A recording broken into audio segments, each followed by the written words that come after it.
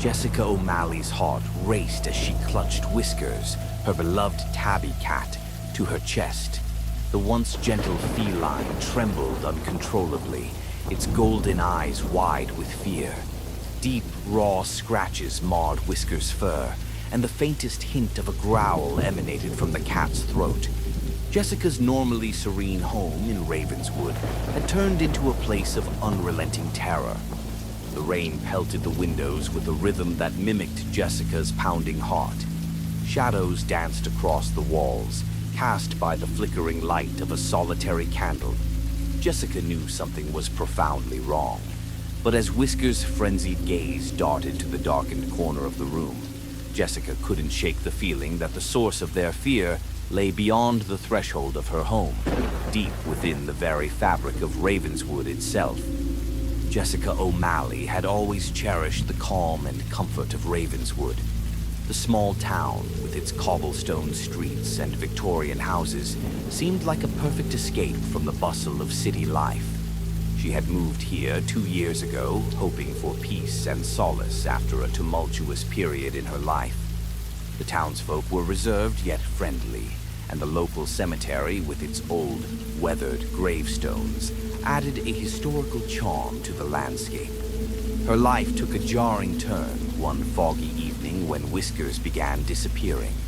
At first, Jessica chalked it up to the cat's natural curiosity, but as days passed, the absences grew longer, and Whiskers returned with deep, painful scratches.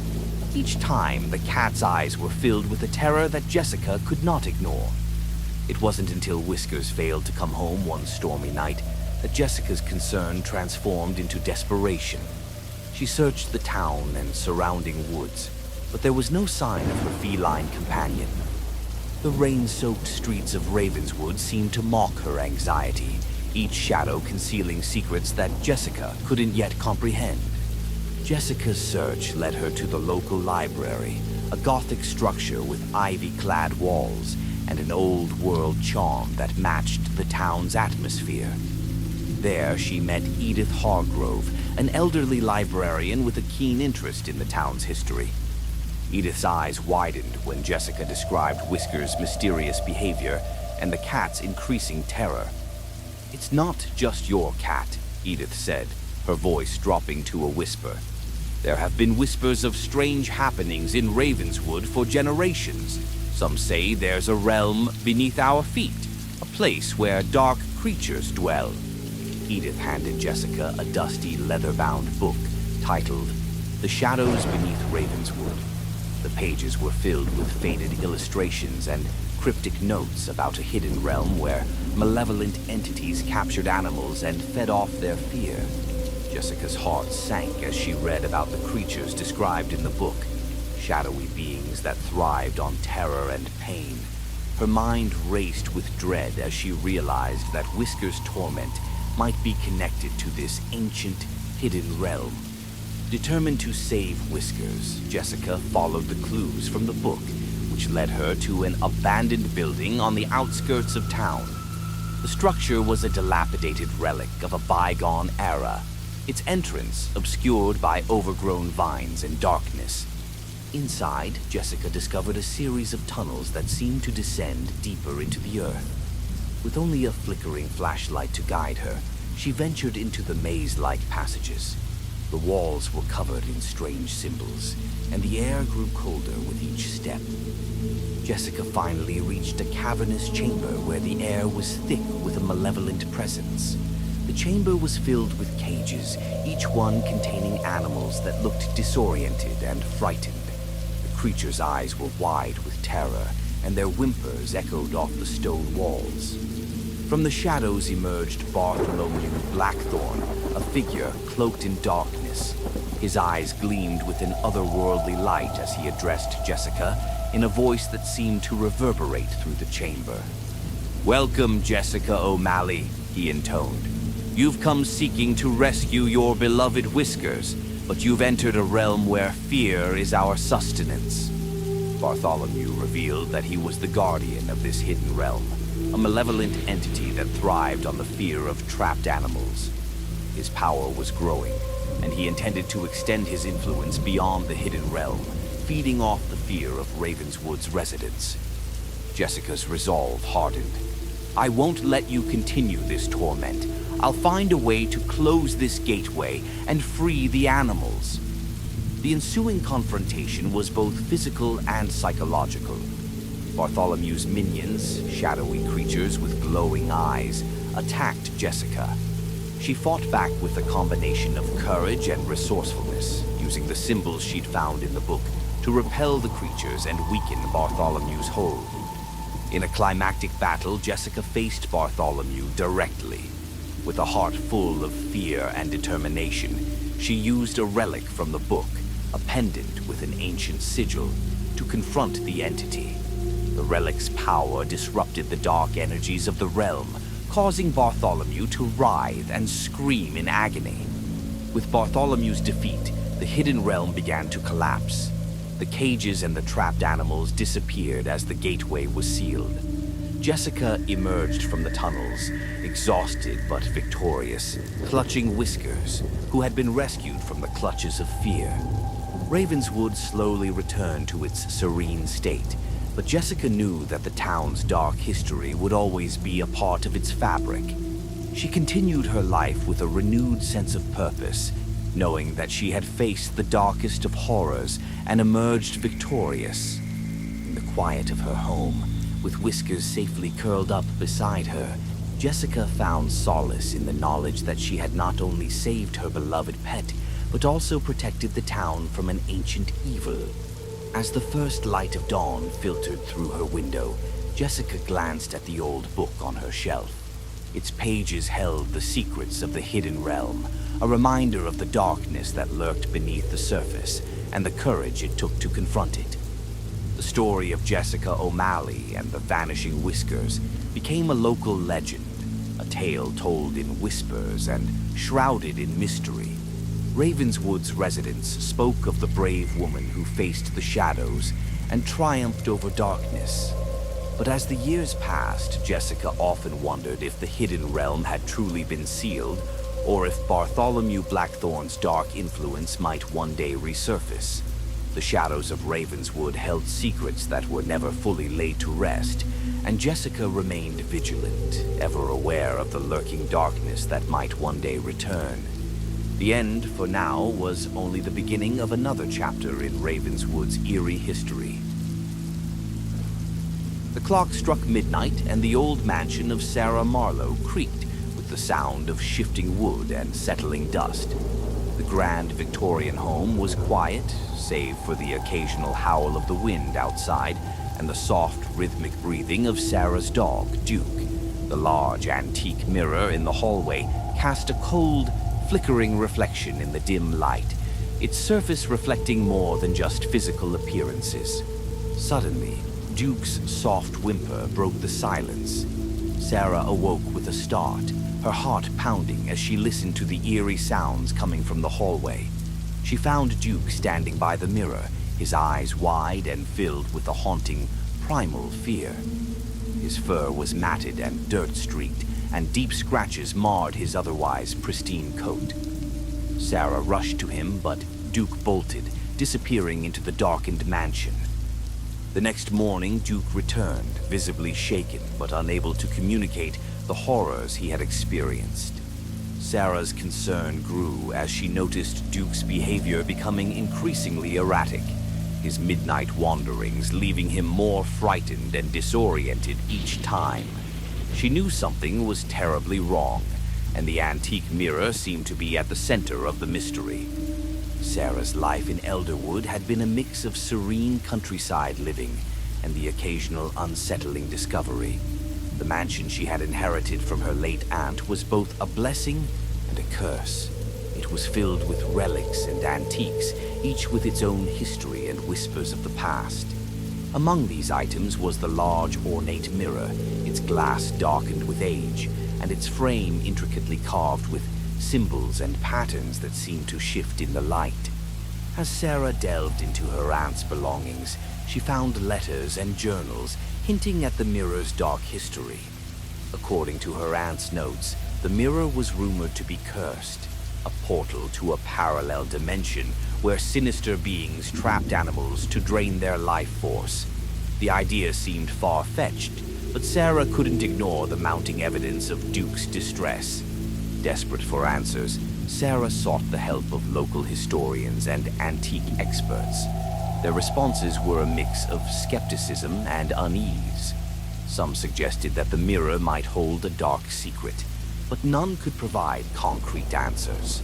The more Sarah learned, the more convinced she became that the mirror was linked to Duke's suffering. One night, as the clock approached midnight, Sarah decided to confront the mirror. She carefully examined its surface and noticed that the reflection seemed to shimmer with an otherworldly light. The mirror's ornate frame was adorned with symbols that seemed to pulse with a faint, malevolent energy. Sarah discovered that the mirror had once belonged to Lord Alistair Ravenscroft, a figure shrouded in mystery and rumored to have been involved in dark rituals.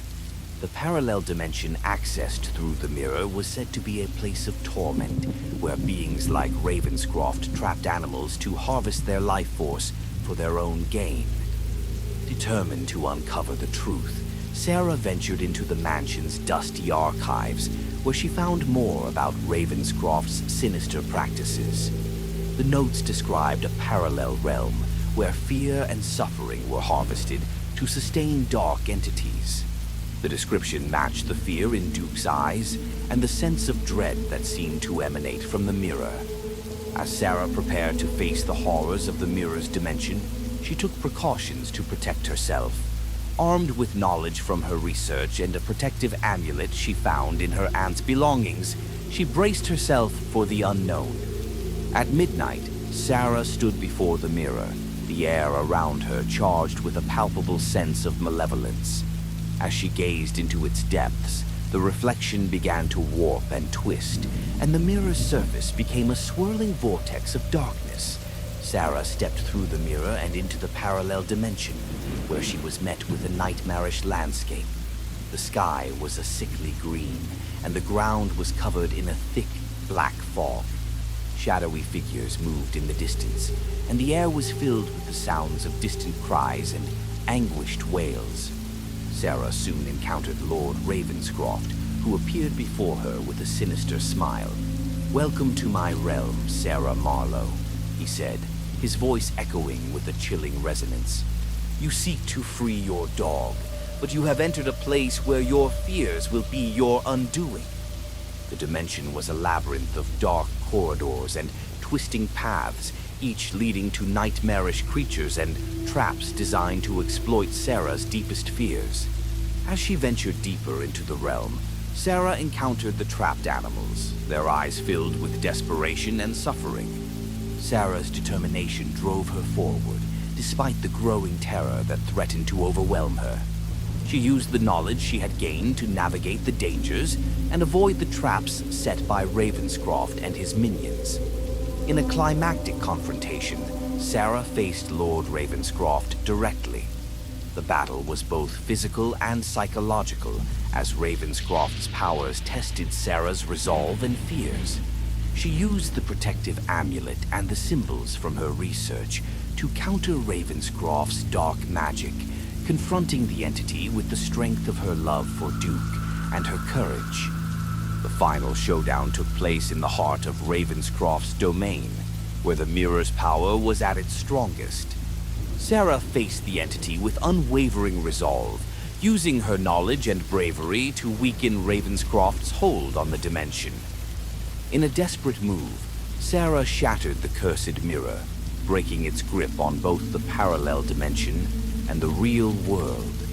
The explosion of light and energy dispersed the dark forces and freed the trapped animals, including Duke.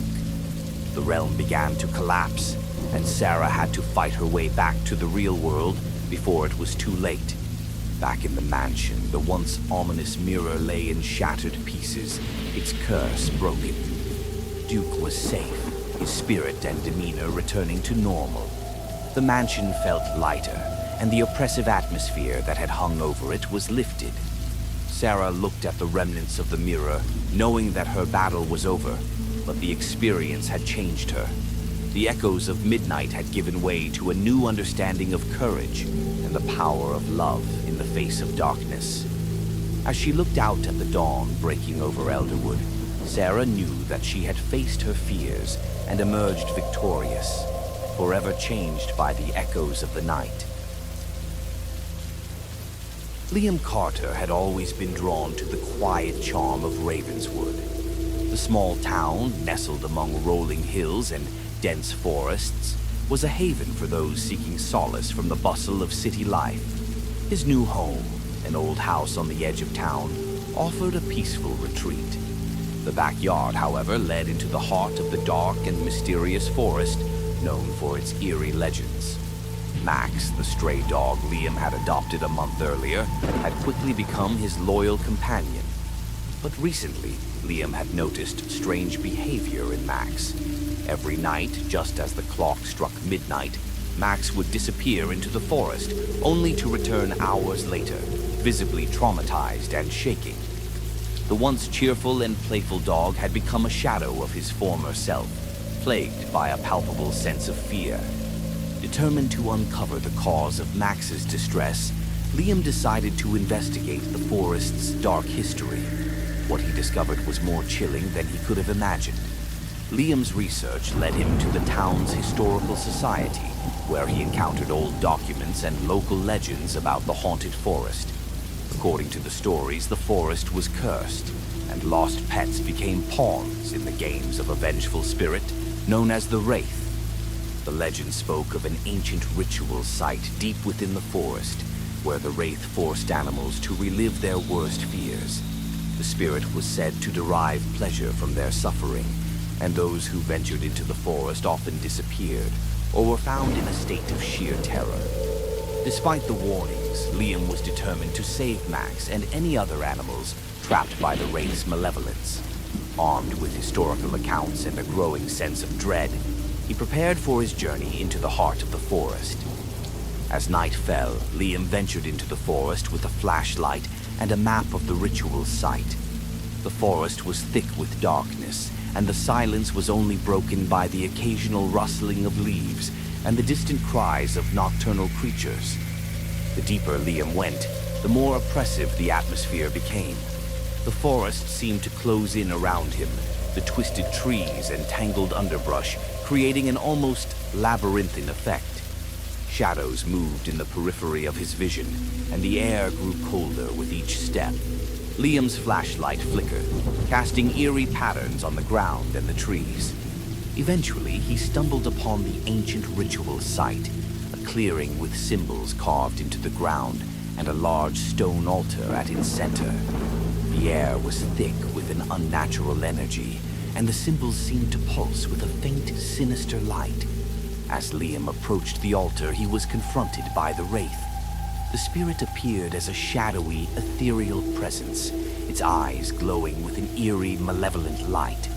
The Wraith's voice echoed through the clearing, a haunting, distorted sound that sent chills down Liam's spine. "Welcome, intruder," the Wraith intoned. "You seek to free your companion, but you must first play my game. The forest is my domain, and the souls of lost animals are mine to torment." The Wraith's presence was both mesmerizing and terrifying, its form shifting and swirling like a dark cloud.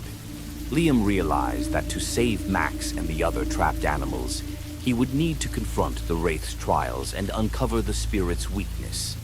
The forest trials were designed to exploit Liam's deepest fears. As he navigated the treacherous landscape, he faced nightmarish visions and illusions that tested his resolve. The Wraith's dark magic manipulated his senses, making it difficult to distinguish reality from illusion. Liam encountered trapped animals, their eyes filled with fear and desperation. Each animal seemed to relive its worst nightmares, and the forest itself seemed to shift and change in response to the Wraith's influence. Liam's determination to save Max and the other animals kept him moving forward, despite the growing sense of dread and the overwhelming challenges. The final confrontation with the Wraith took place at the heart of the ritual site. The Wraith's power was at its peak, and the clearing was filled with a swirling vortex of dark energy. Liam faced the wraith with a mixture of fear and determination, using the knowledge he had gained from his research to counter the spirit's attacks. In a desperate battle, Liam fought to weaken the wraith's hold over the forest and free the trapped animals. He used the symbols and rituals from his research to counter the wraith's dark magic, confronting the spirit with the strength of his love for Max and his resolve to end the torment. With the wraith defeated and the ritual site destroyed, the forest began to return to its natural state. Max, along with the other trapped animals, was freed from the spirit's influence. The haunted forest's grip on Ravenswood was broken, and the town slowly began to recover from the dark shadow that had loomed over it. Liam returned to his home with Max, grateful for their safety and the bond they shared.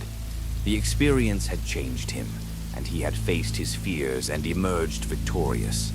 As he looked out over the now peaceful forest, Liam knew that he had confronted the darkness and found the strength to protect those he loved. The echoes of the Howling Shadows had given way to a new understanding of courage and the power of hope in the face of the unknown. Thank you for braving the darkness with us tonight. We hope these spine-chilling tales left you with a shiver down your spine and a lingering sense of dread. If you enjoyed these haunting stories, don't forget to like, comment, and share. Let us know which tale left you sleepless. Subscribe and hit the bell icon for more eerie adventures and terrifying narratives that will keep you on the edge of your seat. Until next time, may your nights be filled with thrilling tales and your dreams remain undisturbed. Or perhaps they'll be all the more frightening. Stay haunted, stay curious.